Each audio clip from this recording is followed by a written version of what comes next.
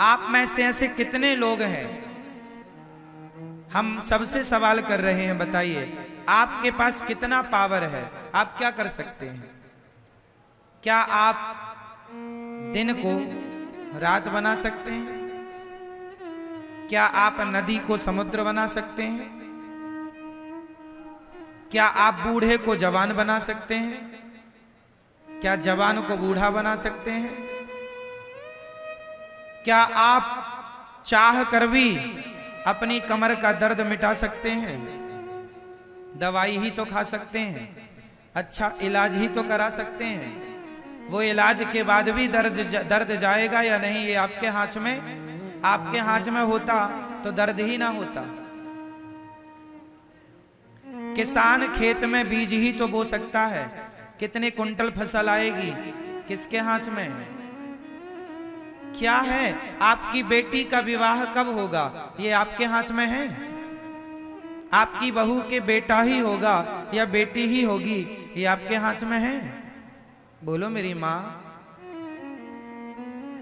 फिर क्या आपके हाथ में? आपको कितना लाभ होगा, कितनी हानि होगी, ये आपके हाथ में है। इसलिए बिंदास आनंद पूर्वक जिंदगी जीना सीखो। टेंशन लेके मरो मत, घबराओ मत। जो कष्ट आए, संकट आए, फेस करते चलो। उस सिचुएशन को हैंडल करते चलो। घबराओ मत, डरो मत, क्योंकि जो हो रहा है कहीं ना कहीं भगवत इच्छा है। इसलिए हर हाल में प्रसन्न रहना सीखिए। आपके हाथ में, हमारे हाथ में कुछ नहीं है। इसलिए जब कुछ है ही नहीं तो हम किसी बात की टेंशन लें क्यों? बेटी का विवाह कब होगा?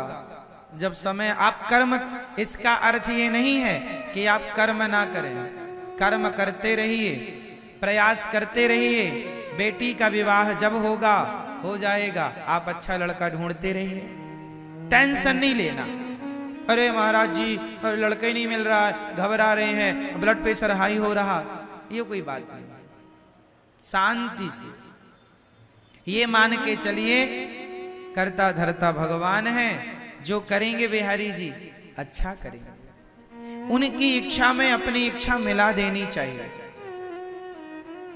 कोई एक थप्पड़ भी हमारे गाल पे मारे तो ये मान लेना चाहिए कि ये भी भगवत इच्छा ही। क्या करोगे? भगवान की मर्जी के बिना कुछ नहीं होता। पत्ता भी हिल रहा है तो भगवान की इच्छा से हिल रहा है, ये समझिएगा। अब आप फिर सवाल करेंगे कि फिर जो लोग चोरी करता है तो क्या वो भी भगवान की इच्छा है? हाँ, वो भी भगवान की इच्छा है।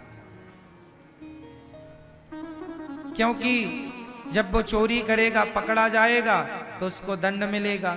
दंड क्यों मिलेगा?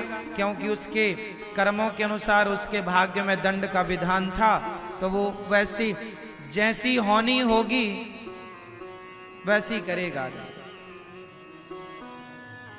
भगवान बुद्धि मति गति वैसी बना देते हैं। जो होना होता है तब मति गति भगवान वैसा ही हम और आपको सोच भी नहीं, हम और आप जो सोचते हैं वह भी कंट्रोल भगवान के हाथ में होता है। हम उतना ही सोच सकते हैं जो भगवान सोचवाएंगे, उतना ही बोल सकते हैं जितना भगवान बुलवाएंगे, उतना ही कर सकते हैं जितना भगवान करवाएंगे। क्योंकि हम कठपुतली हैं, सब ही नचावत राम गोसाई। आज का आदमी व्यर्थ में टेंशन लेता है, व्यर्थ में परेशान होता है। ये जिंदगी परेशान होने के लिए नहीं मिली, ये जिंदगी मस्त होकर के जीवन जीने के लिए मिली है। खूब बिंदास जियो, आनंद से जियो, प्रसन्न चित्त से जियो। जो हो रहा है उसे भगवत इच्छा मानकर चलते रहो। आनंद के लिए जीवन मिला है, दुखी होने के लिए जीवन नहीं मिला कि जरा सा संकट आया दुखी होने लग गए, रोने लग गए। अरे जब अच्छा समय आता है आदमी का तो वो जब अच्छा समय आता है तो आदमी उस अच्छे समय को एक्सेप्ट करता है, स्वीकार करता है। तो बुरा वक्त आए तो उसे क्यों ना स्वीकार किया जाए। इसलिए हर समय को भगवान की कृपा मानकर, भगवान का प्रसाद मानकर उसे स्वीकार करना चाहिए। तो अब बताओ, आप और हम लोग क्या करते हैं? आप कितने लोगों का पेट भरते हैं बताओ मैया?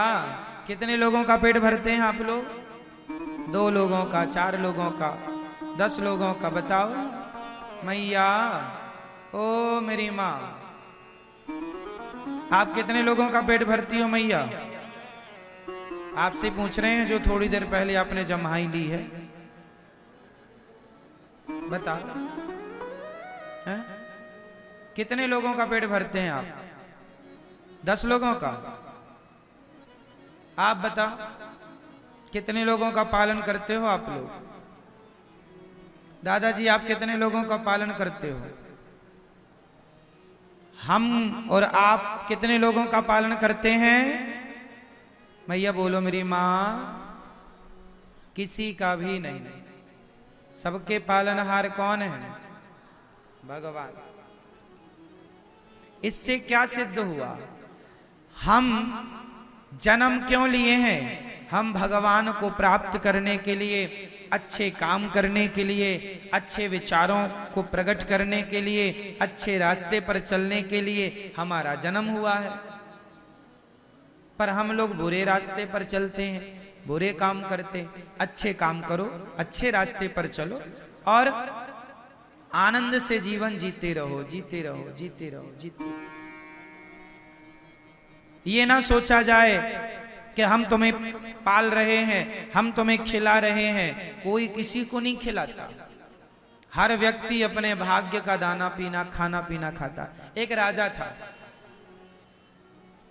एक राजा ने एक मक्के का दाना लिया, मक्के का एक दाना लिया और दाना लेकर के अपने गुरुजी से बोला। राजा सिंहासन पर बैठ के भरी सभा में राजा ने कहा, गुरुजी बताइए, ये जो मक्के का दाना है, यह दाना आप तो सब कुछ जानते हैं, बताइए यह दाना, इस दाने में किसका नाम लिखा है?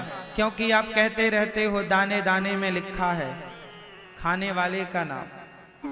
तो राजा ने कहा, गुरुजी आप सब जानते हैं, तो बताओ कि इस दाने में किसका नाम लिखा है? गुरुजी बड़े ज्ञानी थे, सामान्य नहीं थे, त्रिकालज्ञ थे, बड़े उद्घट विद्वान थे, सब कुछ जानते थे। उन्होंने कहा, राजन, इस दाने में वो कबूतर बैठा है, उस कबूतर का नाम लिखा है। राजा बड़ी जोर से हंसा। गुरुजी आज आपकी बात झूठी हो जाएगी, कबूतर खा ही नहीं सकता इसे, क्योंकि ये मेरे हाथ में है, मैं खाऊंगा और मैं खाऊंगा तो आपकी बात झूठी हो जाएगी। राजा बोले, आपकी बात झूठी हो जाएगी आज। गुरुजी ने कहा, बेटा दाने दाने में लिखा है खाने वाले का नाम, यदि इस दाने में उस कबूतर का नाम लिखा है तो वो कबूतर ही खाएगा। राजा जोर से हंसा और हंसते हंसते उसने दाना अपने मुंह में डाल दिया। जब मुंह में डाला तो वो हंसने के कारण वो दाना जाकर के उसके यहां गले में फंस गया। फंस जाता ना कई बार भोजन हम लोगों के यहां, फिर कई बार फिर जल्दी से पानी पीना पड़ता है खाने के तुरंत बाद, तब को लगता है कि हाँ अंदर गया, नहीं गले में रह जाता। तो राजा हंसने के कारण वो दाना खा लिया और गले में फंस गया। अब फंस गया, वो चिल्लाने लगा, ये वो चिल्लाने लगा। तब क्या हुआ, अचानक उसे छींक आई, और जब छींक आई तो दाना नाक से बाहर आया, और बाहर आया तो छींक के कारण प्रेशर से दूर गिरा। दूर गिरा तो पक्षी तुरंत उड़ करके आया, दाना मुंह में दबा के भाग गया। गुरुजी ने कहा दूसरे के भाग्य का खा भी लोगे तो वो तुम्हें पचेगा ही नहीं, इसलिए दूसरे के हिस्से का नहीं खाना चाहिए। जो थाली दूसरे के लिए परोस दी गई है वो थाली आपको नहीं, अर्थात वो भोजन आपको नहीं करना चाहिए। जो अन्न किसी के लिए निकाल दिया है वो उस तक पहुंचाओ, वो ना मिले तो गाय को खिला दो, कुत्ते को खिला दो, उसके हक का ना खाओ। जैसे आपके दरवाजे में कोई भिखारी आया, आपने कहा रुको हम आपके लिए कुछ लाते हैं, आप अंदर लेने गए मुट्ठी भर चावल, कटोरी भर चावल, तब तक वो भिखारी चला गया। अब वो कटोरी भर चावल आपने उसके लिए निकाला है और वो चला गया। अब उस चावल का क्या करेंगे? उस चावल को अब घर में अंदर ले जाके वहां मत डाल दो जहां से लाए हो।